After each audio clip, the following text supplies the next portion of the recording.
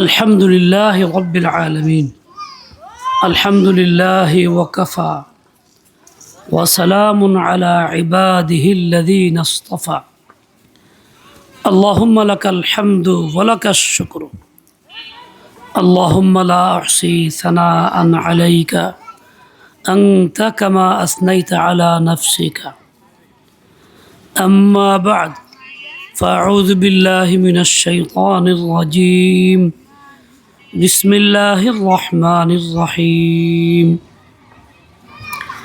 يا أيها الناس اتقوا ربكم الذي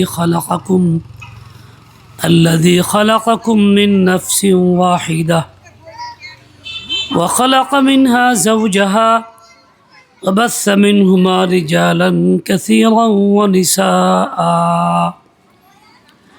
واتقوا الله الذي تساءلون به والأرحام إن الله كان عليكم رقيبا صدق الله آمنت بالله محترم حاضرين পর্দার আলে মা বোনরা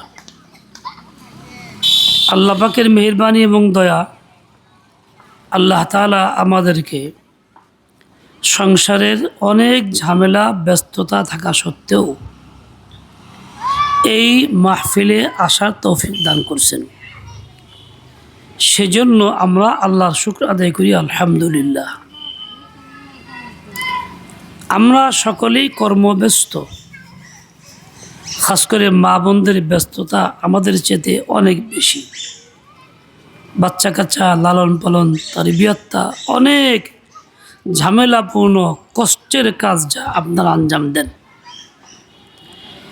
এই যে কষ্টের কাজগুলি আপনারা করেন, আপনাদের স্বভাবগত চাহিদা না করলে খারাপ লাগে। বাচ্চার প্রতি আন্তরিকতা, দোয়া, দয়া, মায়া, এটা আপনার স্বভাবের চাহিদা। কাজে হাজার কষ্ট করে হইলেও তাদের লালন পালন আপনারা করে থাকেন। আপনার চাহিদা মোতাবেক করেন বিধায় আপনার এর জন্য বিনিময় হওয়ার কথা ছিল না। কিন্তু আল্লাহ পাকের মেহেরবানি এবং দয়া, আপনি আপনার চাহিদা মতো করেন, তারপরেও আল্লাহ তাআলা এর জন্য আপনাদেরকে উত্তম বিনিময় দিয়ে থাকেন। এই কষ্টটা বেকার যায় না। আল্লাহ তাআলার কাছে কোনো কষ্টই বেকার না। সকল পরিশ্রম কষ্টের বিনিময়ে আল্লাহ তাআলা দেন। এই যে বাচ্চা আপনাকে বিরক্ত করে, এই বিরক্ত সহ্য করা একটা বড় মুজাহাদা। এর নাম সবর। সবর তো ফরজ, আর ফরজ যে আদায় করে সে জান্নাতি হয়।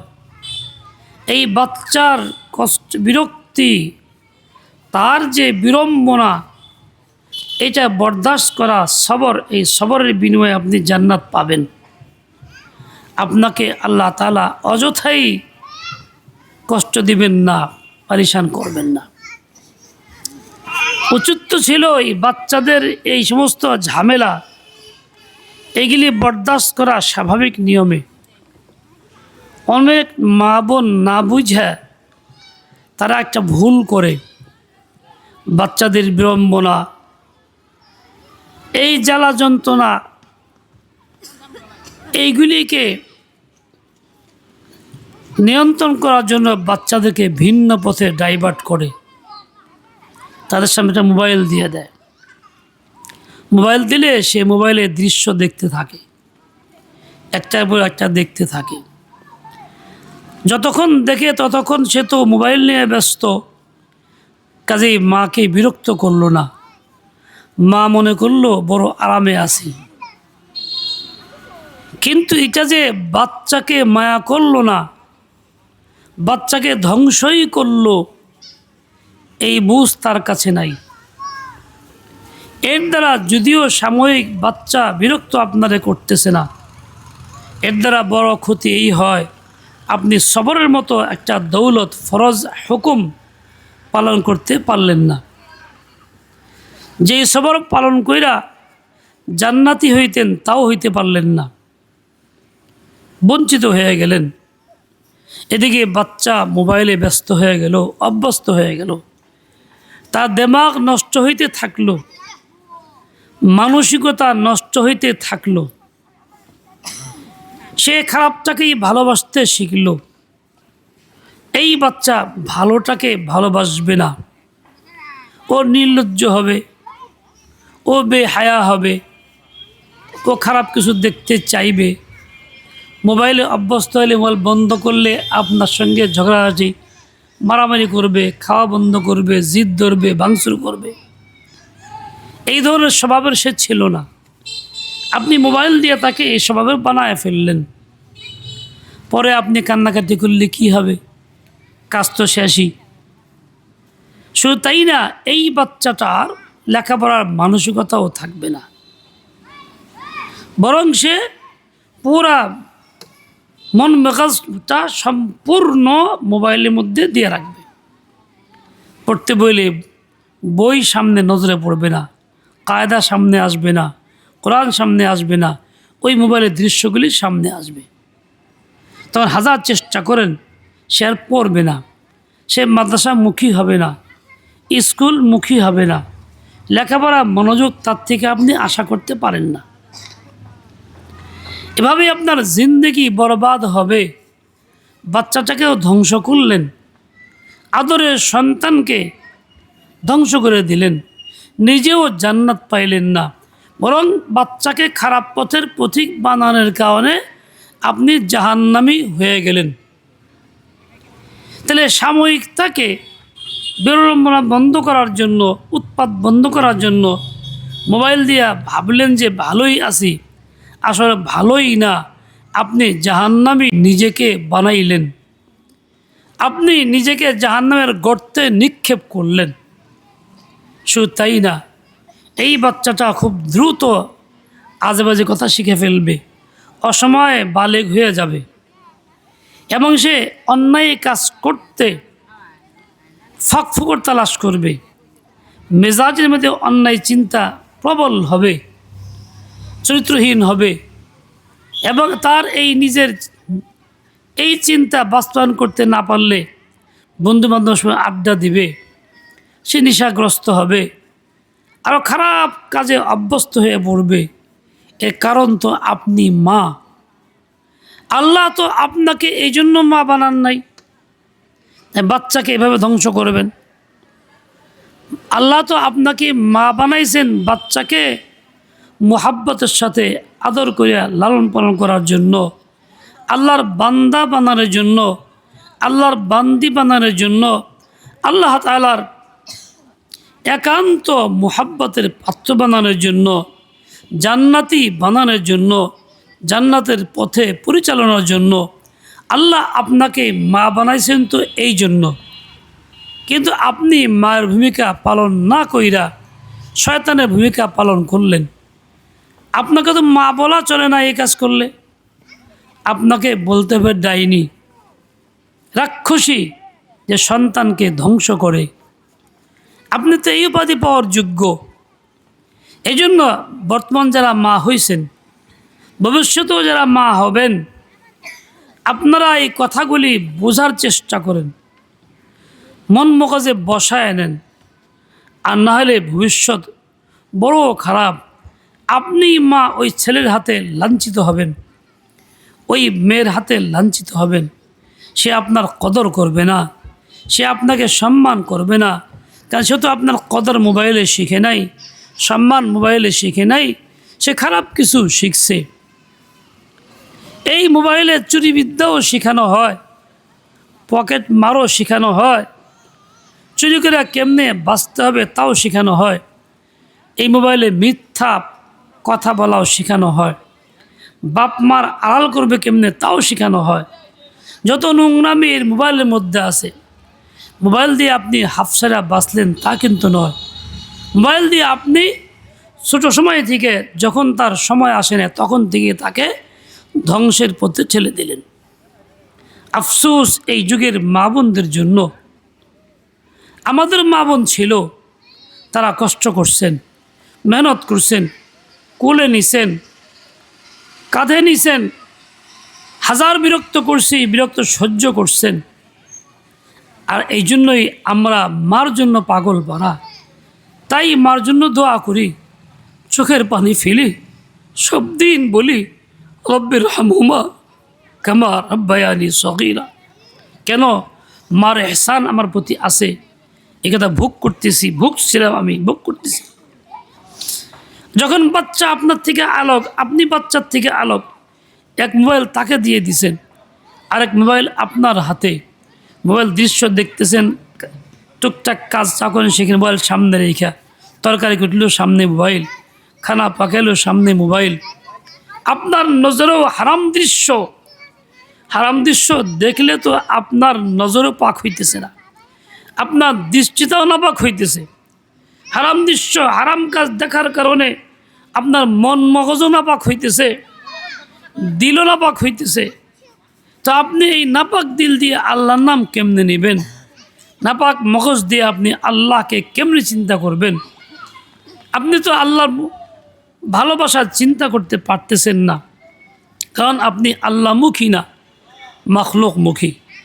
ও মা বোন, এই সন্তান কার দান? আমার আল্লাহ তাআলার দান।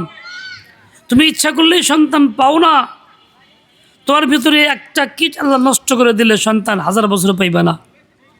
স্বামীর একটা কীটকে অচল করে দিলে তুমি হাজার সন্তান পাইবা না। মনে করো না মনে চাইলেই সন্তান হবে।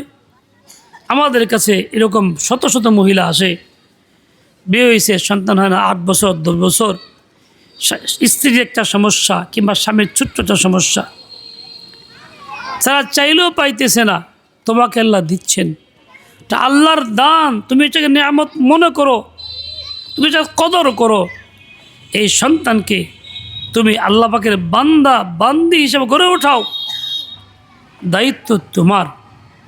যেমনটি আকাবের করছেন, এক বুজুর্গ ছিলেন, আজীব অবস্থা তার ছিল, যে কোনো কিছু বাচ্চাকে দিলে আমরা দেই, ফল আইনা হাতে দেই, চকলেট হাতে দিয়ে দেই, লুচি দেই, কত কিছু যার যার যেরকম সামর্থ্য এবং সাধ্য সে তা করি।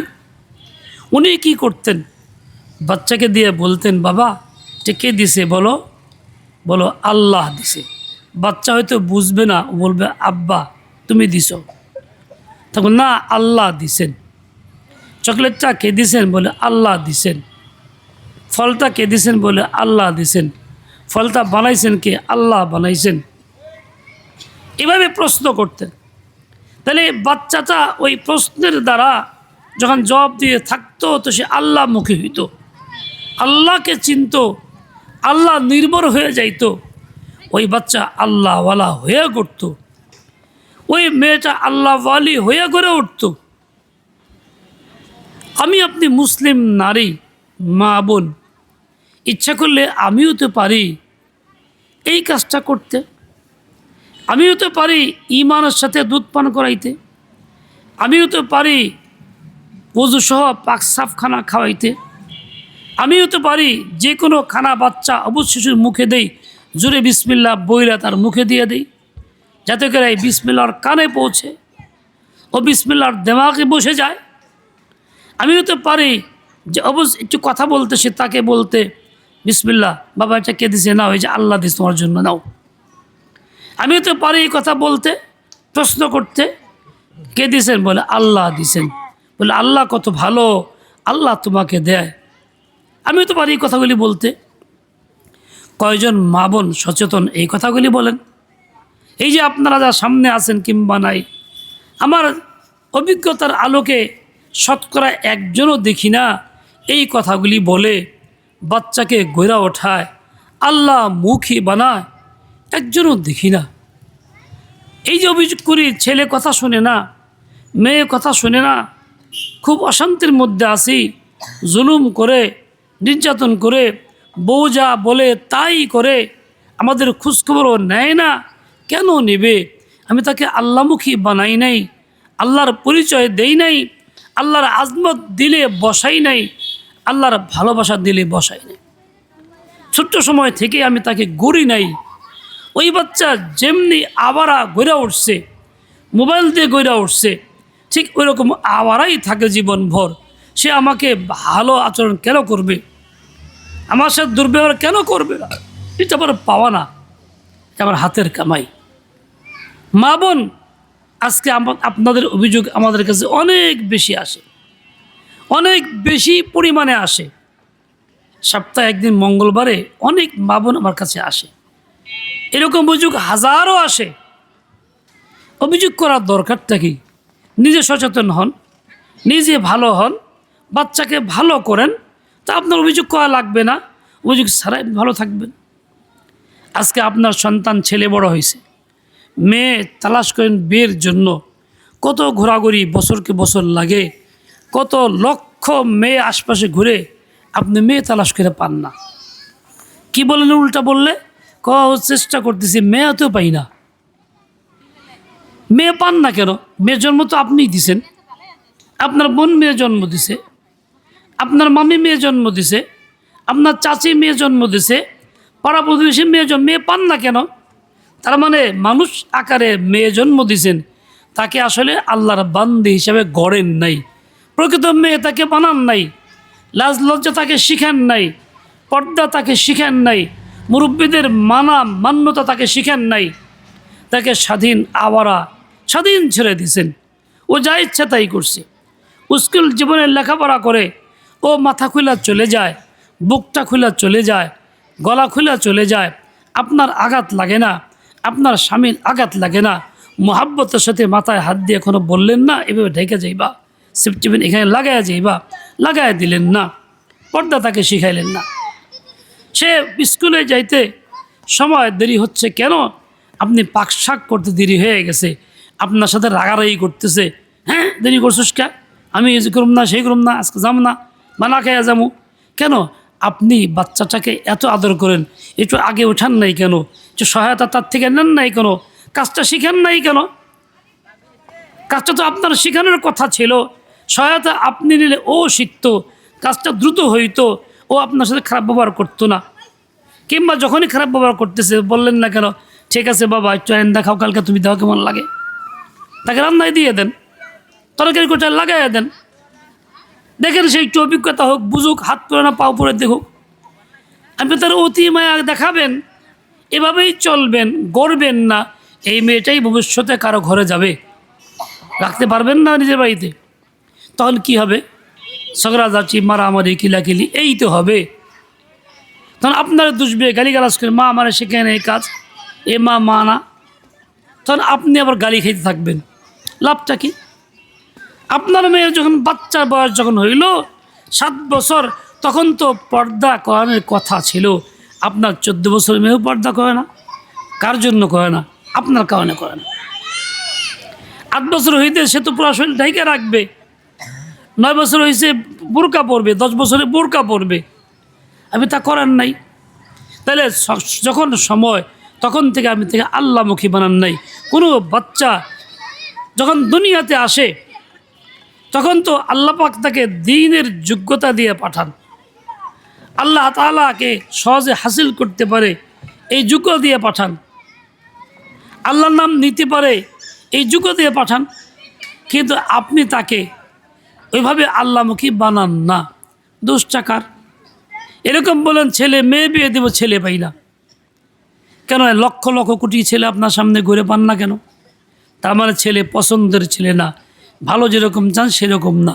কেন? আপনারই তো ছেলে জন্ম দিয়েছেন, ভালো কেন পান না? বলে আপনি মা হয়ে আপনার ছেলেকে তৈরি করেন নাই, আরেকজন মা হয়ে তার মেয়েকে তৈরি করে নাই। আপনার ছেলেও বেলাইনে, উমুকের মেয়েও বেলাইনে, তো বেলাইনের ছেলের জন্য বেলাইনে মেয়েই তো পাবেন, ভালো কোত্থেকে পাবেন? পাই তো যদি হয় তৈরি তো করতে হবে। আপনি তৈরি করেন, গড়েন, দেখবেন পাবেন। বলছিলাম যে আপনি এই বাচ্চার বিড়ম্বনা সহ্য করে যা সবর করা হয়, এর নাম ফরজ। সবর একটা ফরজ হুকুম, এটা আল্লাহর ইবাদত। শুকর যেমন ফরজ, এটা আল্লাহর ইবাদত। সবর করার দ্বারা ফরজ আদায় করা হয়, আল্লাহর হুকুম পালন করা হয়, জান্নাত নসিব হয়। শুকর করার দ্বারা আল্লাহর হুকুম পালন করা হয়, আল্লাহর আজমত রক্ষা করা হয়, এর দ্বারাও জান্নাত নসিব হয়। তা আপনি একটু গাফলত অলসতার কারণে বাচ্চাকে মোবাইল হাতে দিয়া সবর থেকে নিজেকে বঞ্চিত করতেছেন, ফরজ হুকুম পালন করতে পারতেছেন না, করছেন না, কাজে আপনি জান্নাতও কামাই করতেছেন না। দোষটা তো আপনারই। মা বোন, এই যে মোজাকার আপনার সাথে করতেছি, উদ্দেশ্য কি আপনাকে লজ্জিত করা নয়, তুচ্ছ করা নয়, উদ্দেশ্য আপনাকে সতর্ক করা। এখনও সতর্ক হন। আপনি যদি পাক্কা ইরাদা করেন যে আমি আল্লাহ পাকের বান্দি, আমার জীবনটা আল্লাহর হুকুম মতোই চলবে, এর বাইরে চলবে না, সুতরাং আমার সাথে সম্পর্কিত আমার ছেলে মেয়ে সব আল্লাহমুখী হবে, আল্লাহর হুকুম মতোই চলবে, আমি আপ্রাণ চেষ্টা এভাবেই করে যাব। এই জন্য যদি আমার জানও যাবে, বাচ্চাদেরকে আমি আল্লাহমুখী করব। আপনি একজন মানুষ হিম্মত করলে আপনার ওসিলায় 8-10 জন একটা সংসারের সবাই আল্লাহ ওয়ালি হইতে পারে। শুধু আপনার হিম্মতটাই বাকি, আপনার সৎসাহসটাই বাকি। দেখেন, কিতাবে আছে একটা ঘটনা। একজন মেয়ে, মুসলিম কন্যা সন্তান, মাদ্রাসায় পড়ছে, দ্বীনি ইলম শিখছে, শিখার পরে তার মানসিকতা দ্বীনি পয়দা হয়েছে।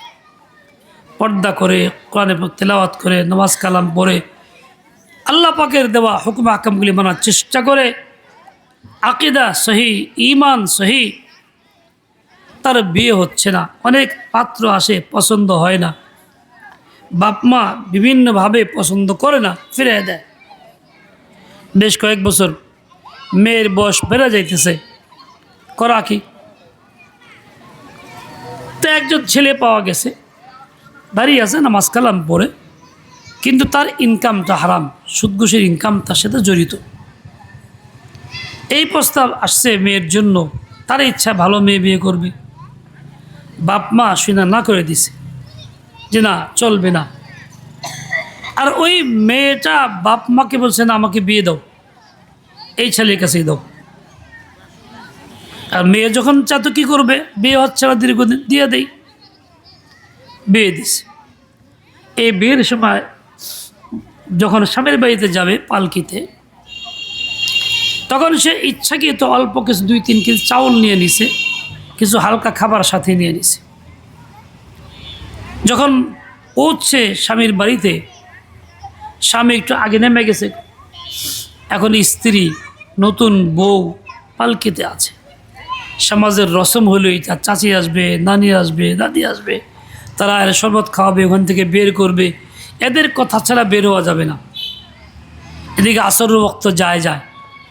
মেয়েটা চিন্তা করলো, আমার আল্লাহর হুকুম বড়, আমি এখানে বসে থাকবো না, সমাজ যাই বলুক।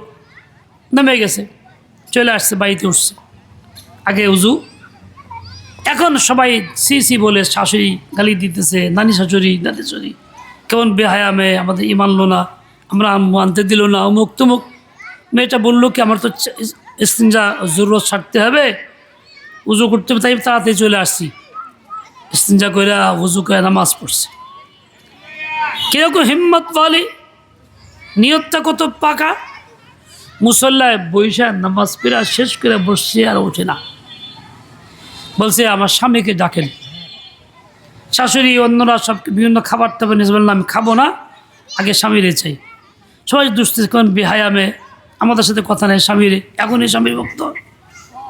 তারপর ডাকছে, আসছে বলে আপনার সাথে কথা আছে, আমি শুনছি আপনি নামাজ কালাম পড়েন, কিন্তু ইনকাম হারাম করেন, সুদ ঘুষে জড়িত। আমি জানার পরও আপনার সাথে বিয়েতে রাজি হয়েছি। আমার এই যে মুসল্লায় বসছি, এটা কথা, আমার শর্ত আছে, আপনাকে মানতে হবে যে আপনি এখন থেকে হারাম ইনকাম ছাড়বেন, সুদ ঘুষ নিতে পারবেন না, আর না হলে আমি আপনার বাড়িতে খাবো না। আমি সামান্য চাউল নিয়ে আসছি, যে কদিন চলে খাবো, এরপরে দরকার না খেয়ে মারা যাব, কিন্তু এই হারাম খানা আমি খাইতে রাজি না। আমার সাথে ওয়াদা করতে হবে, তবে আমি খানা খাবো। স্বামী অনেকক্ষণ চিন্তা করতেছে, কি বলি। আল্লাহ পাকের শান, স্বামীর ভিতরে এটা আঘাত লাগছে, চোখের পানে ছেড়ে দিয়ে বলে, ইনশাল্লাহ ওয়াদা করলাম হারাম ইনকাম আর করবো না। কেননা আমি দেখলাম সত্যি তুমি আমার একজন কল্যাণকামী, তুমি আমাকে জাহান্নাম থেকে বাঁচাইতে চাও। এতদিন ইনকাম করছি হারাম হালাল মিলে, বাপকে দিছি খুশি, মাকে দিছি খুশি, ভাইকে দিছি খুশি, বোনকে দিছি খুশি, কেউ আমার কল্যাণ কামনা করে নাই। তারা জাহান্নামের কাজে সহায়তা করছে, উৎসাহিত করছে, আমাকে কেউ হারাম থেকে ফেরাই নাই। আজকে দেখলাম তুমি আমার কল্যাণকামী, তোমারটাই মানবো, ইনশাল্লাহ ছাড়লাম, ওয়াদা করলাম হারাম ইনকাম আর করবো না, তাতে যা হয় হবে। আল্লাহর ফজল করম, দিলে আঘাত লাগছে, চোখে পানি আসছে, ওয়াদা আবদ্ধ হয়ে গেছে, সেদিন থেকে হারাম ছেড়ে দিছে। একজন মেয়ে মানুষ যদি হিম্মত করে দিনের উপরে চলার চেষ্টা করে, তার হিম্মতে আর 10 জন সঠিক পথে আসতে বাধ্য হয়। স্বামীর সংসার ছেলে পেলে সব পরিবর্তন হয়ে যায়। ও মা বোন, আপনার বাচ্চা ছোট আছে, আপনি হিম্মত করেন, এখন থেকে লাগেন, দেখবেন আপনার প্রতিটা বাচ্চা আল্লাহ ওয়ালা হবে, আল্লাহ ওয়ালি হবে। বাড়িতে অভাব থাকে, বাজার নাই, ইনকাম স্বামীর কম, ছেলে পেলে চিল্লা, আপনি চিল্লান না, স্বামীর সঙ্গে ঝগড়া করেন না, ঝগড়া করার ফায়দা নাই, ইনকাম করতে পারতেছে না, ছেলে পেলেদের শিখান, উজু করো, আমি উজু করি, দরকার নামাজ পড়ো, আল্লাহ কাছে চাও, কান্নাকাটি করি, চলো আমরা কান্নাকাটি করলে আল্লাহ তার বাবার ইনকাম বাড়াই দিবেন তো আল্লাহ। ওই 5টা সন্তান নিয়ে আপনি দোয়ায় বসেন, 2 রাকাত নামাজ পড়েন, সালাতুল হাজাত পড়েন, দোয়া, এদের শিশু বাচ্চাদের নিয়ে দোয়া করেন, চোখের পানি ফেলান, দোয়া ইউনুস পড়েন। ফয়সালা তো আল্লাহর পক্ষে থেকে হবে, ফয়সালা জমিনের না, ফয়সালা অটো রিক্সার না, ফয়সালা ওইরকম রিক্সার না, ফয়সালা সিএনজির না, ফয়সালা আল্লাহ তাআলার। হাফিজ সামাই রিজকুকুম ওয়া মা তুআদুন। আমার আল্লাহ, আপনার আল্লাহ ঘোষণা দিয়েছেন, শোনো বান্দাবান্দিরা, আসমানেই তোমাদের রিজিক, আসমানেই তোমাদের রিজিক, অন্য কোথাও না। স্বামী ইনকাম করতে গেছে, সে পাচ্ছে না, কিংবা ইনকাম করতে যাইতে পারে নাই, কিংবা সে দূরদেশে কোথাও কারণে আছে, বলে এই মুহূর্তে আপনি ওই দিকে না গিয়া আল্লাহ মুখী হন, জমিনে সাজদা করেন, মুসল্লা বিছান, ওযু করেন, বাচ্চাদের নিয়ে বসেন, দোয়া ইউনুস পড়েন, হাত উঠায় কান্দেন যে আল্লাহ, এই ছোট শিশু বাচ্চাদের নিয়ে বড় বিপদগ্রস্ত, আমার খাবারের ব্যবস্থা নাই, আমি কারো কাছে চাইতেও পারতেছি না, ইজ্জতের ব্যাপার, ও আল্লাহ তুমি আসবাব ছাড়াই আমাকে দান করো।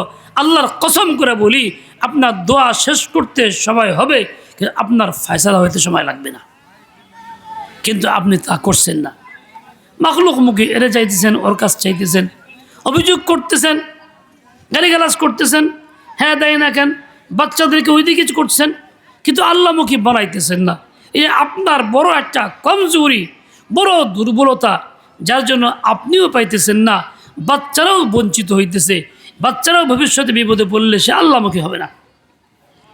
আল্লাহ তাআলার শুকর, আল্লাহর মেহরবানি, বাপ মা পাইছি এরকম, উস্তাদ পাইছি এরকম, মাশায়েখ পাইছি এরকম, সমস্যা পড়লে আল্লাহর কাছে বলি যে আল্লাহ আমাকে এই সমস্যা সমাধান করে দেন, আল্লাহই করে দেন, মাখলুকমুখী হই না, কারো কাছে প্রকাশ করি আমার এটা হয়েছে ওইটা হয়েছে আমার লাগবে না, আল্লাহমুখী বলি। মা বোন, আমাদের চেয়ে আপনার দোয়া কবুল বেশি হবে। কেন? বলে আপনি তো কমজোর, দুর্বল, আপনি ইজ্জত রক্ষা করেন, সতীত্ব রক্ষা করেন, পর্দার ভিতরে থাকেন, আপনি যেহেতু আল্লাহ পাকের বান্দি হয়ে থাকতেছেন, আপনি মজলুম হন, অন্যরা আপনাকে সমাজভাবে জুলুম করে, সংসারের চাপে থাকেন, দিলে আঘাত থাকে, আপনার দিলের আঘাতের দাম বড় বেশি আল্লাহর কাছে। আল্লাহ তাআলা আঘাতপ্রাপ্ত দিলের দোয়াকে দ্রুত আগায় নেন। আনা ইনদাল মুনকাসিরাতি কুলুবুহুম, রাসূল আকদাস বলছেন, হাদিসের মধ্যে আসছে, আল্লাহ তাআলা ইরশাদ করেন, যাদের দিলে আঘাত, হৃদয়ে আঘাত, আমি তাদের অতি নিকটে। তাহলে তো আল্লাহ পাকের রহমত পাওয়ার জন্য আপনাদের আঘাতটা আসতেছে, এটা ভালো, এটা আপনার জন্য উপকারী, আল্লাহর নৈকট্যের ওসিলা, আল্লাহর থেকে চায় নেওয়ার ওসিলা, পাওয়ার ওসিলা, যেটা আপনার জন্য ভালো সেটাকে দুশ্মন করতেছেন কেন? আপনার জন্য যেটা ভালো সেটাকে আপনি দুশ্মন করতেছেন। আইব মনে করতেছেন, না না না, বরং এটাকেই আপনি পুঁজি বানান যে আল্লাহ আমাকে দিছে পুঁজি, আমি এটাই করতে থাকি। আপনি এটাই করতে থাকেন। এই সবর এবং আল্লাহমুখী হওয়ার মধ্যে শতভাগ ফায়দা। আপনার বান্দিগিও প্রকাশ পাইল, আল্লাহর সাথে সম্পর্ক গভীর হয়ে গেল, এমন দোয়া কবুল আপনার হবে আপনি ভাবতেও পারবেন না। শুধু করা লাগবে না, চিন্তায় আসলেও তা করে দিবেন আল্লাহ, কল্পনায় আসলেও তা পাওয়া যাবেন। আল্লাহ পাকের এক বান্দি, আমার এক আত্মীয়, ঘনিষ্ঠ আত্মীয়, ফুফু, রাত বাসায় একা, ছোট্ট দুটা বাচ্চা। একটা বাচ্চা 1 বছর থেকে 1.5 বছর, আর একজন 3 বছর। বাসায় কেউ, নীরব জায়গায় বাসা, চতুর্দিকে খালি জায়গা, চরের মধ্যে। রাত্রে 1টার পরে চোর আসছে, দরজা বারবার আওয়াজ দিতেছে। আর অনিত্য ঘুম ভাঙছে, কিন্তু ভয়ে কিছু বলতেও পারতেছে না, কিছু করতেও পারতেছে না। মনে হইল চলো কোরআন পড়ি। ওই ছোটো বাচ্চা দুটো নিয়ে বেশি বেশি কোরআন পড়তেছে, কিন্তু চোর এখান থেকে যায় না, দরজা ধাক্কাইতেছে।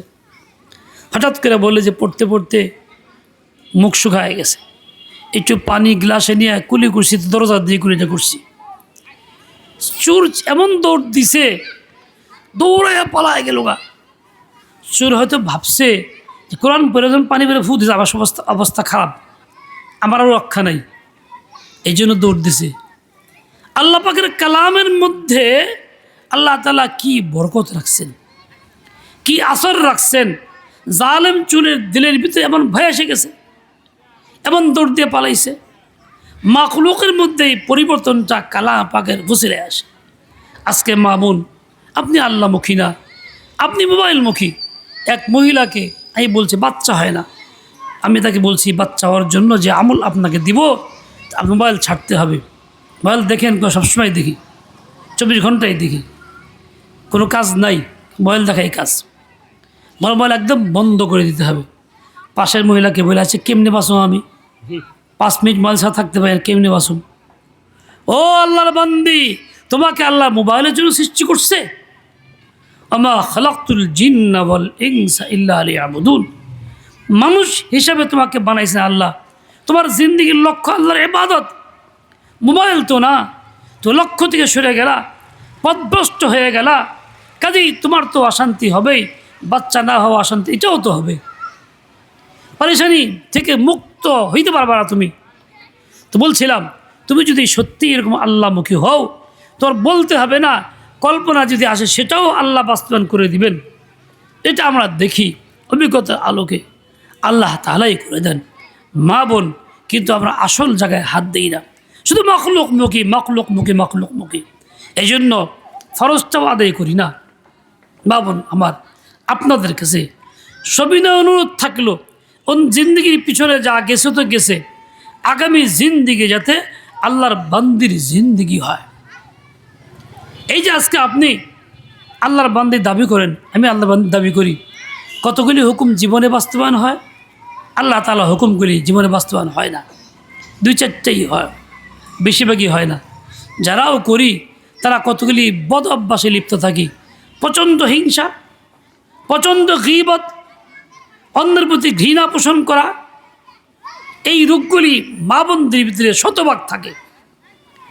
তাসবিহ পড়ে, বোরকা পরে, আল্লাহ আল্লাহ করে, হজ উমরা করে, কিন্তু অমুকের প্রতি চরম ঘৃণা, বিদ্বেষ, অমুকের গীবত করতে আসে, দেখতেই পারে না, অমুকের প্রতি হিংসা চলতে আসে, দেখতে পারে না। এইভাবে সে নিজেকে বড় করতেছে, মনে মনে খুশি, আমি নামাজ পড়ি, কোরআন পড়ি, তাহাজ্জুদ পড়ি, এই করি সেই করি, অনেক কিছু করি, কিন্তু এই সমস্তগুলি ধ্বংস হয়ে যায়, এই আমলগুলি বরবাদ হয়ে যায়। নিচে দিয়া সালার তলা নাই, ঝুড়ির তলা নাই, গীবতের কারণে, হিংসা বিদ্বেষের কারণে সব চলে যায়।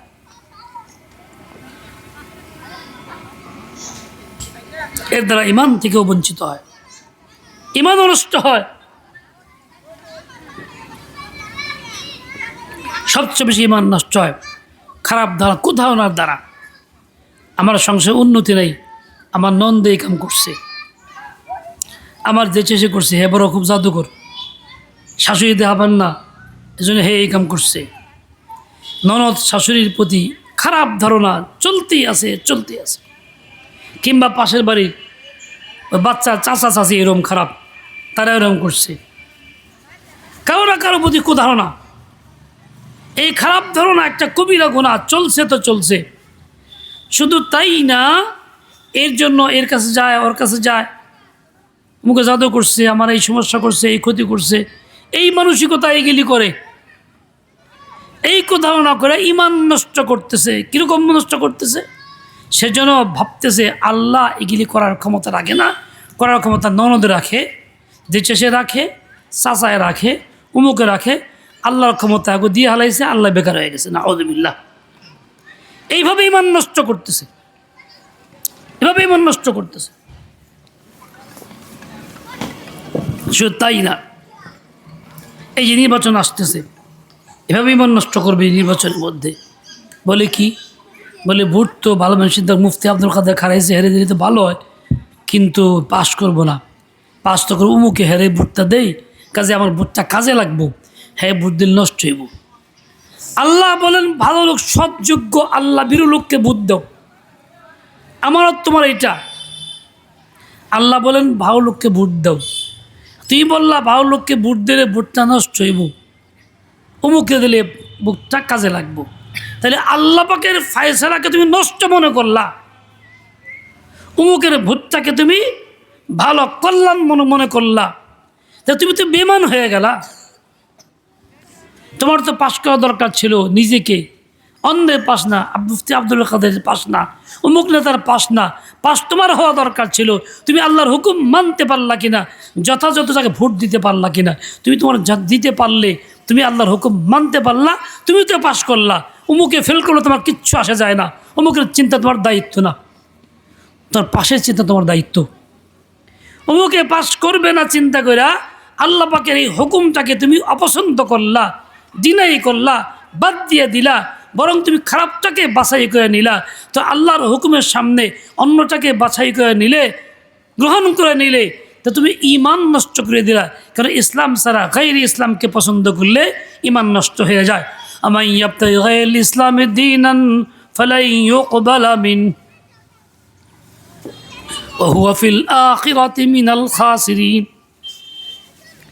এভাবেই নারী পুরুষরা নিজেকে বেঈমান বানাইতেছে, ইমান থেকে বের হয়ে যাইতেছে। সব কিছু মূল একটাই, তুমি আল্লাহ মুখী না।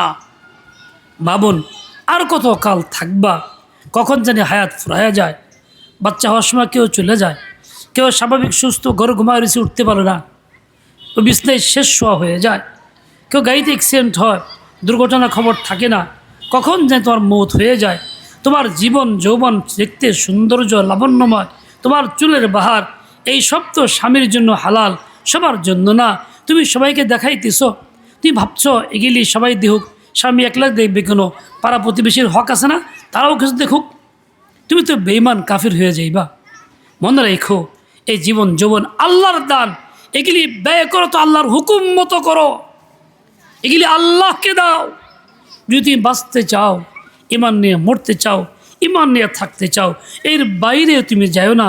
মা বোন, আজকে তুমি এই বাহার দেখাইবা, 10 জনের সামনে যাইবা, দুষ্ট লোকেরা তোমাদের বাহবা দিবে, খুশি হবে, মিষ্টি কথা বলবে, সে তো লম্পট তোমার চরিত্র নষ্ট করার জন্য চেষ্টা করবে, সে তোমার শত্রু, তোমাকে জাহান্নামী বানাবে, সে তোমার আপনজন নয়।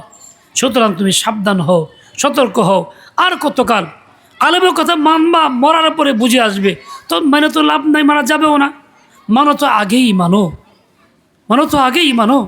ও আল্লাহর বান্দা বান্দি, তোমার দীর্ঘ রাত আল্লাহ দিছে মোবাইল দেখার জন্য না, আজে বাজে কথার জন্য না, তোমাকে দীর্ঘ রাত দিছে হারাম দৃষ্টি করার জন্য না, তোমাকে রাত দিছে আব্দে শাকুর হওয়ার জন্য, নামাজের দাঁড়ানোর জন্য। তোমাকে না রাত দিছে আল্লাহর কাছে দুহাত তুলে দোয়া করার জন্য, কান্নাকাটি করার জন্য। তোমাকে রাত দিছে বাচ্চার মঙ্গল কামনা করার জন্য, হেদায়েত চাওয়ার জন্য। তোমাকে রাত দিছে রিজিক চাওয়ার জন্য। কিছুই না হোক আল্লাহর সামনে বসো, আল্লাহর বান্দিত হও, আর কিছুই না হও। তুমি যা করতেছো সংসারে দুনিয়ার নিয়মে, এসব অপরের জন্য করতেছো, তোমার পুঁজি কিছুই নাই। কতটা বেওকুফ তুমি, তোমার পুঁজি নাই, সব অন্যের জন্য করতেছো। তুমি চলে গেলে তোমার এই কুজিব কেউ দিবে না, সংসারের অংশ পাইবে না, বিদায় করে দিলেও পাইবে না, তালাক দিলেও পাইবে না, মারা গেলেও পাইবে না। তুমি চলে গেলা খালি হাতে যাইবা, তোমাকে ভুলে যাবে, তোমার স্বামী আরেকটা বিয়ে করে সংসার পড়া শুরু করবে, তোমার কথা মনেও থাকবে না, 2-4-10 লাখ টাকা খরচও তোমার জন্য করবে না। তুমি মেহনত করে বাড়ি মাটি উঠাইছো, ঘর তৈরি করছো, টাকা জমা করছো, বলে এগুলি তার জন্য দান করি, তাও করবে না। তুমি খালি হাতেই আসছো, খালি হাতে যাইবা। এইরকম বোকামির তো কোনো যুক্তি নাই। আল্লাহ পাক রব্বুল আলামিন আমাকে তোমাকে সহিবুজ দিয়ে দেন, আল্লাহ তাআলার বান্দি হিসাবে জীবন যাপনের তৌফিক দিয়ে দেন। এই জন্য প্রতিদিন কাজ হইল কালিমাটা সকাল সন্ধ্যায় 100 বার পড়বা, লা ইলাহা ইল্লাল্লাহ, লা ইলাহা ইল্লাল্লাহ, লা ইলাহা ইল্লাল্লাহ। সকাল সন্ধ্যা 100 বার কালিমা যে পড়ে, কিয়ামতের ময়দানে তার চেহারা পূর্ণিমা চাঁদের ন্যায় উজ্জ্বল করে ওঠানো হবে।